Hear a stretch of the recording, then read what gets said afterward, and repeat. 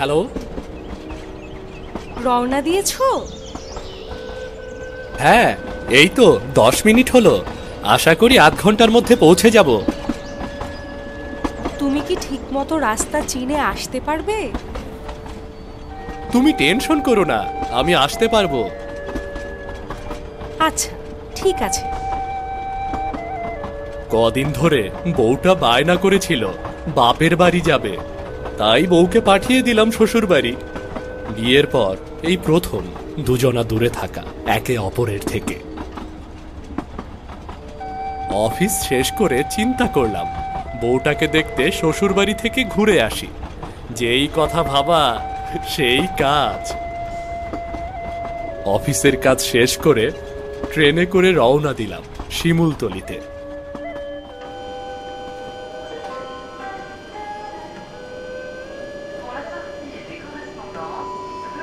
যা বাবা, এখানে তো কোনো গাড়িই দেখছি না। না, আর দাঁড়িয়ে থাকতে পারবো না, সামনে এগিয়ে দেখি কিছু পাই কিনা।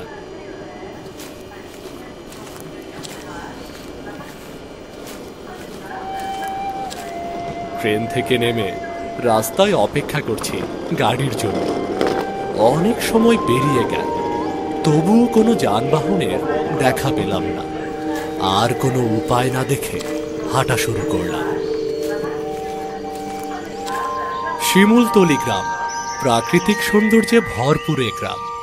বিকেল গড়িয়ে সন্ধে হতে চলেছে, চারদিকের পাখিগুলো নিরে ফিরছে। এই নির্জন পথে চলতে ভারী মজা লাগছে। সত্যি গ্রামটি বেশ সুন্দর। বহুকাল পর গ্রাম দেখছি। গ্রামের এই শীতল হাওয়া যেন মনকে প্রফুল্ল করে তুলছে। ওহ, কি আনন্দ লাগছে মনে। চারদিকের এমন অন্ধকার পরিবেশ দেখে মনে হচ্ছে আজ অমাবস্যা। ঘুটঘুটে অন্ধকার, আকাশে কোনো চাঁদ বা তারা কিছুই নেই। নিশিকালো অন্ধকারের মাঝে শুধু ঝিঝি পোকার ডাক কানে ভেসে আসছে।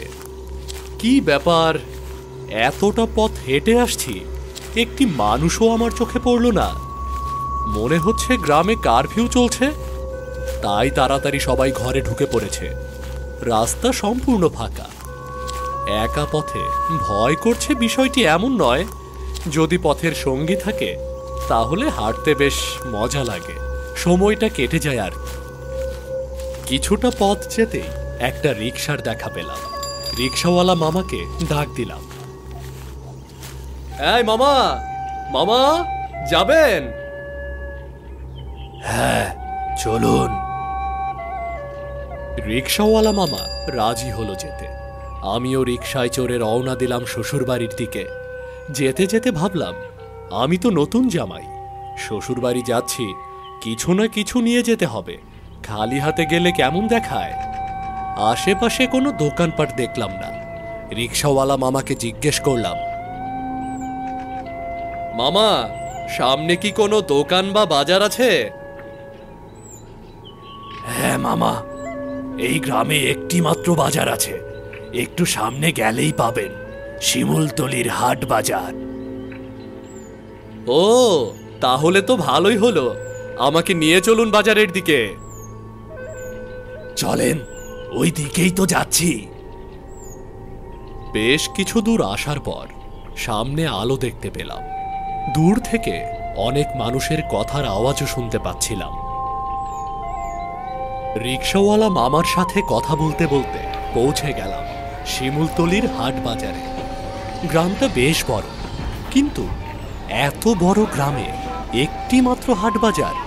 হাট দেখে আমি বেশ অবাকই হলাম।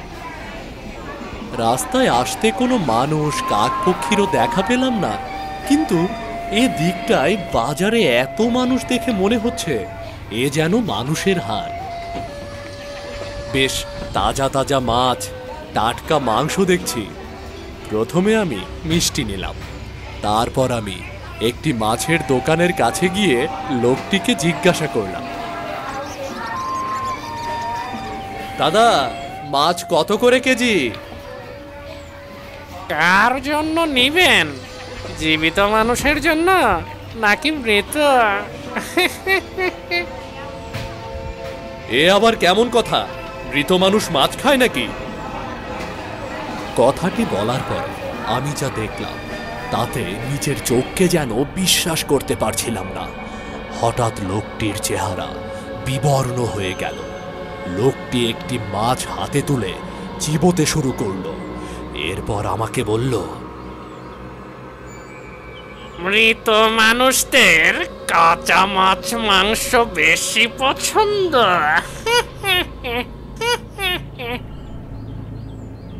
আমি ভীষণ ভয় পেয়ে আশেপাশের মানুষের দিকে তাকিয়ে দেখি সবার চেহারা ফ্যাকাশে। দেখে মনে হচ্ছিল কারো শরীরে কোনো এক ফোঁটা রক্তও অবশিষ্ট নেই। আমি কিছুই বুঝতে পারলাম না। এরপরে বাকি দোকানদাররা সবাই দোকান থেকে উঠে আমার দিকে এগিয়ে আসছিল। হঠাৎ আমায় চারপাশ থেকে ঘিরে ধরল। হঠাৎ আমি আমার ডান কাঁধের ওপর কারো হাত অনুভব করলাম। মনে হলো কে যেন আমায় ডাকছে। আমি ভয়ে ভয়ে পেছনে ফিরে তাকাতেই দেখলাম ভয়ঙ্কর চেহারার একজন লোক আমার সামনে দাঁড়িয়ে। তার চোখ দুটো দিয়ে গড়িয়ে গড়িয়ে রক্ত ঝরছিল। লোকটি রক্ত মাখানো মুখে হাসতে লাগল।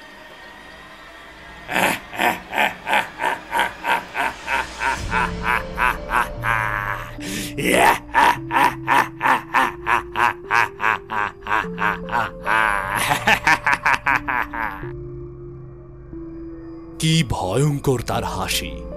লোকটির এমন ভয়ঙ্কর হাসি দেখলে যে কেউ জ্ঞান হারাবে নিশ্চিত। মনটা বলছিল আমি যেন জ্ঞান হারিয়ে পড়ে যাই, যাতে এমন দৃশ্য আমাকে দেখতে না হয়। আমাকে ছেড়ে দাও, আমাকে ছেড়ে দাও, আমি তো কিচ্ছু করিনি। আমার কথাতে লোকটি আরো জোরে জোরে হাসতে লাগলো।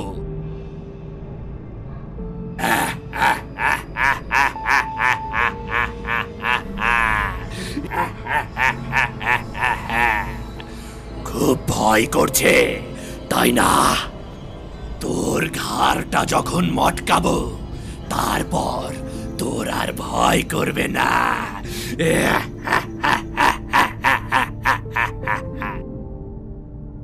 কে আছো? আমাকে বাঁচাও, বাঁচাও আমাকে। কেউ তোকে এখানে বাঁচাতে আসবে না। আমি ভয়ে দৌড়াতে শুরু করলাম, কিন্তু পারলাম না। বাজারের মধ্যেই জ্ঞান হারিয়ে পড়ে গেলাম। এরপর যা হয়েছিল তা আমার মনে নেই।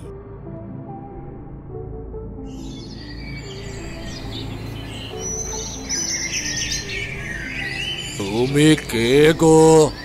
তোমাকে তো আগে কখনো দেখিনি এ গ্রামে। কোথায় তোমার বাড়ি? আমি এ গ্রামের নতুন জামাই। ব্যবসায়ী শঙ্কর বাবুর ছোট মেয়ের সাথে আমার বিয়ে হয়েছে। আমি শ্বশুর বাড়ি আসছিলাম বেড়াতে। বুঝলাম, কিন্তু তুমি এখানে কেন এসেছিলে? আর জ্ঞান হারালে কি করে? কি হয়েছিল তোমার সাথে?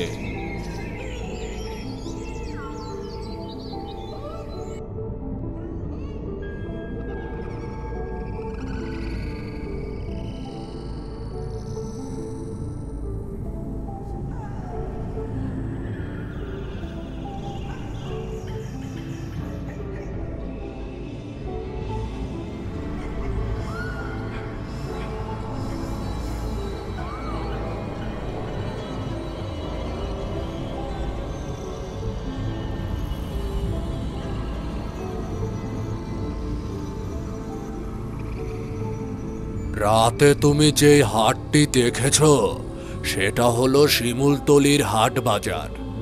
তবে এখানে এখন আর হাট বাজারটি নেই।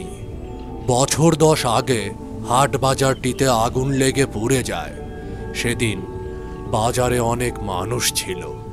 আগুন লাগাতে মানুষ নিজেদের জান বাঁচাতে এদিক ওদিক ছোটাছুটি করে বেড়ায়, কিন্তু সেদিন আগুনে পুড়িয়ে 1/2 শতাধিক লোক মারা যায়। অনেক মানুষ হতাহত হয়। আগুনে পুড়ে জায়গাটি বাজার থেকে শ্মশানে পরিণত হয়। এখানে এখন পোড়া মানুষদের আত্মা ঘুরে বেড়ায়। আপনি যে রিকশায় করে বাজারে এসেছিলেন, উনিও কোনো জীবিত মানুষ ছিলেন না। উনি আগুনে পুড়ে যাওয়া মানুষ ছিলেন। ওনার আত্মা সন্ধ্যার পর মানুষের রূপ ধারণ করে ঘুরে বেড়ায়। সন্ধ্যার পর গ্রামে আত্মাগুলো ঘুরে বেড়ায় বলে ভয়ে কেউ ঘর থেকে বের হয় না প্রয়োজন ছাড়া। তাহলে আপনারা কোনো সমাধান বের করছেন না কেন? আমরা সবাই মিলে এক তান্ত্রিক বাবার কাছে গিয়ে এটার কোনো সমাধান করতে পারি।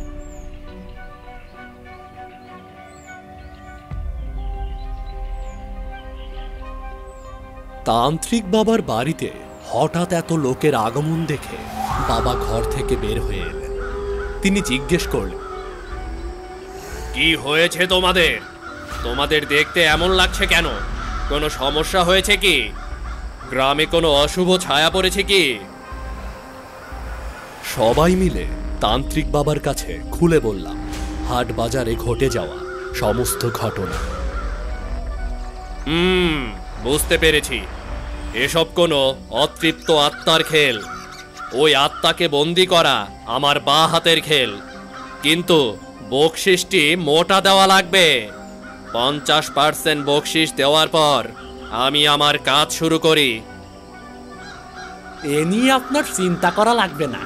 কাজ শেষে আপনি আপনার প্রাপ্য পেয়ে যাবেন। আগে আমাদের বাঁচান, চলুন আমাদের লগে। গ্রাম থেকে সব অশুভ প্রেতাত্মাদের দূর করুন। তান্ত্রিক বাবা তার কথা মতো হাট বাজারের জায়গাটির কাছে গেলেন। সে ওখানে গিয়ে হাট বাজারের চারপাশে কিছু দাগ কেটে রাখ। আয়, সব বের হয়ে আয়। আর কতদিন জ্বালাবি আমাদের? অনেক জ্বালিয়েছিস। তোদের জন্য আতঙ্কে ভরপুর থাকে সব সময় এই সুন্দর গ্রামটা। কারো মনে শান্তি নেই, সবার মনে আতঙ্ক বিরাজ করে। কেউ নির্ভয়ে কোথাও বের হতে পারে না। এবার একটা কিছু করেই ছাড়বো। কেউ তোকে কিংবা তোদের রক্ষা করতে পারবে না। এবার তোদের দিন শেষ হয়ে এসেছে। পালাবার পথ খুঁজে পাবি না।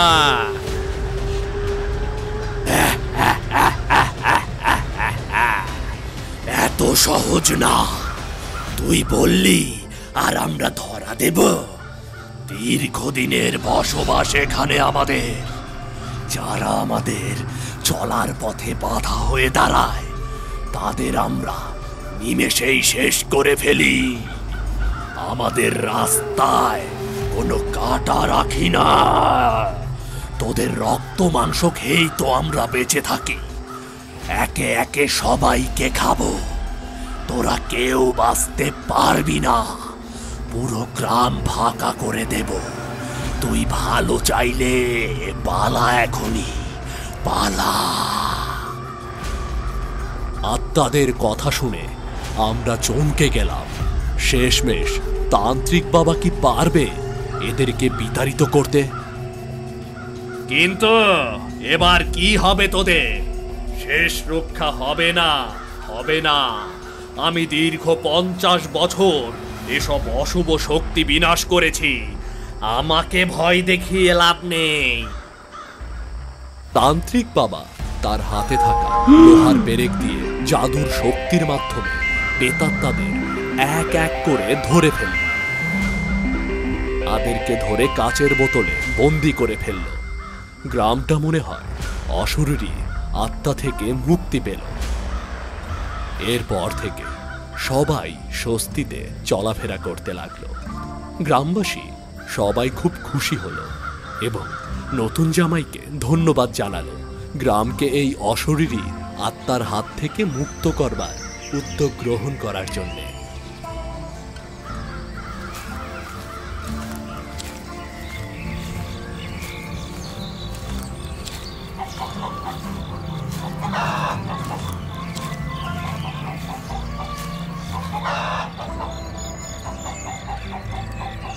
কি গো, কাল রাতে আসার কথা ছিল, আর তুমি এখন এসেছো? আর বলো না।